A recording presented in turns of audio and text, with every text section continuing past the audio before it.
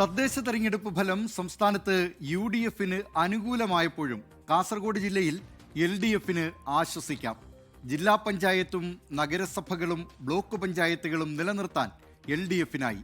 ജില്ലാ പഞ്ചായത്തിലും കാഞ്ഞങ്ങാട് നഗരസഭയിലും ഇഞ്ചോടിഞ്ച് പോരാട്ടം നടന്നെങ്കിലും അവസാന ഫലം LDFന് അനുകൂലമായിരുന്നു. ജില്ലയിലെ 5 പഞ്ചായത്തുകളിൽ ഒരു മുന്നണിക്കും ഭൂരിപക്ഷം നേടാനായില്ല. കാസർഗോഡ് ജില്ലാ പഞ്ചായത്തും കാഞ്ഞങ്ങാട് നീലേശ്വരം മുനിസിപ്പാലിറ്റികളും 4 ബ്ലോക്ക് പഞ്ചായത്തുകളും നിലനിർത്തിയതാണ് LDFന് ആകെയുള്ള ആശ്വാസം. 2020 തെരഞ്ഞെടുപ്പിൽ സ്വതന്ത്രന്റെ പിന്തുണയോടെയാണ് LDF ജില്ലാ പഞ്ചായത്ത് ഭരിച്ചതെങ്കിൽ ഇത്തവണ സ്ഥിതി മാറി. കള്ളാർ, പുത്തികെ, പിലിക്കോട്, ബേക്കൽ തുടങ്ങിയ ജില്ലാ പഞ്ചായത്ത് ഡിവിഷനുകളിൽ കടുത്ത മത്സരം കാഴ്ചവെച്ചെങ്കിലും ആകെയുള്ള 18 സീറ്റിൽ 9 സീറ്റ് LDF നേടി. 2020 NDAക്കൊപ്പം നിന്ന പുത്തികെ ജില്ലാ ഡിവിഷൻ ഇത്തവണ UDFനെ തുണച്ചു. UDFും LDFും തമ്മിൽ ശക്തമായ മത്സരം നടന്ന കാഞ്ഞങ്ങാട് നഗരസഭ LDF നിലനിർത്തി.